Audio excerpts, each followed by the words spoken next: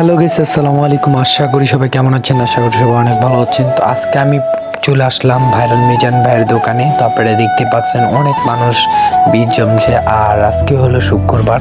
তো ভাইরাল মিজান ভাই এখন আর কি ওই দেখেন ভিতরে চার দোকানে আর কি।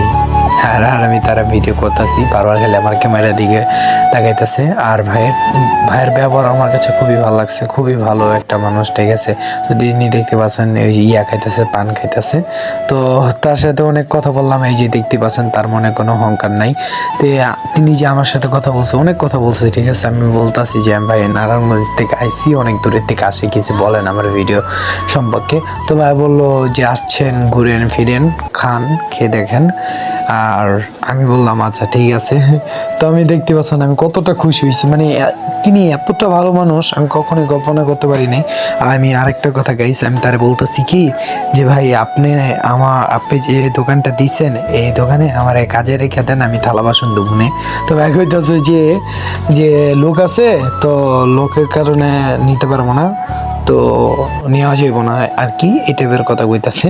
তো আমি মানে জোরাজোরি করতেছি, ভাই লয়ে লন। আরেকটা কথা কি, আমার কাছে টাকা আছে, আমি মিজান ভাইকে বলতেছি কি যে মিজান ভাই আমার কাছে টাকা নাই, তো আমারে খাওয়ান দিবেন। হ্যাঁ, কি কইতেছে জানেন, কয় খাইবার সমস্যা নাই, টাকা নাই তো কি হয়েছে, ভাইয়ের কাছে আইসো, খাই যাবা, কোনো সমস্যা নাই। কিছু কিছু ইউটিউবার আছে কি জানেন, মনে করেন তারা নিয়ে এতটা উল্টা ভিডিও ছেড়ে দেয়, তারপরে মিজান ভাইয়ের দোষ হয়, ঠিক আছে। তো সেদিনকা গতকালকে একটা ভিডিও ভাইরাল হয়েছে, আপনারা হয়তো সবাই দেখছেন, একটা টি শার্ট নিছে আর কি। টি শার্ট নেওয়ার পরে কি মিজান ভাই নয় নেই, এত মানুষ তার অনেকগুলা গিফট করছে, তার বাসায় একবারে ভরে গেছে, এত দিয়ে কি করবে তার। আমি ওই যে বলতেছি যে ভাই নিয়ে নেন আমার কামে, তার মাংস দিয়ে দেবো না। তারপর অনেক কাজ দিছে, কাজগুলা করলাম।